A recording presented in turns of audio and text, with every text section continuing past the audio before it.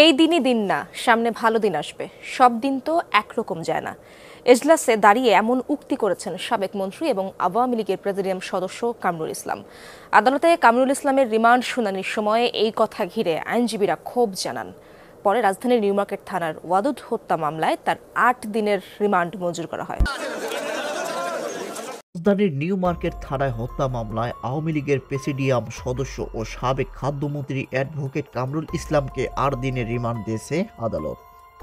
মঙ্গলবার ১৯ নভেম্বর Dhaka chief metropolitan magistrate Mohammad Ziarur রহমানের আদালত শুনানি শেষে এ আদেশ দেন। রিমান্ড শুনানিতে পুলিশ জানায় ১৯ জুলাই নীলক্ষেত ছাত্র জনতা আন্দোলনে পুলিশ গুলি চালায়। সে সময় ব্যবসায়ী আব্দুল ওয়াদুদ গুলিবদ্ধ হয়ে মারা যান। ঘটনার সঙ্গে কামরুল ইসলাম সরাসরি জড়িত। আওয়ামী লীগের প্রভাবশালী আইন প্রতিমন্ত্রী থাকার সময় বিচারাঙ্গনকে ধ্বংস করেছেন,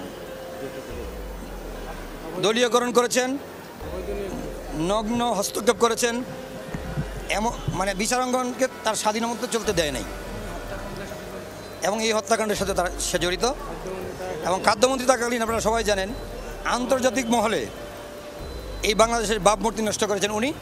পচা গম এই পুলিশের জন্য, পুলিশ জনগণের সাধারণের জন্য এনেছিলেন। এই নেতা ধানমন্ডি সহ আশেপাশে এলাকায় সে সময় ত্রাসের রাজত্ব কায়েম করে। তার সরাসরি ইন্ধনে গুলি চালানো হয়। তবে আসামি পক্ষ অভিযোগ অস্বীকার করে তাকে নির্দোষ দাবি করে জামিন চায়, যার বিরোধিতা করে রাষ্ট্রপক্ষ এবং রিমান্ডের সপক্ষে যুক্তি তুলে ধরেন। উভয় পক্ষের শুনানি শেষে আদালত কামরুল ইসলামের কাছে জানতে চান কিছু বলবেন কিনা।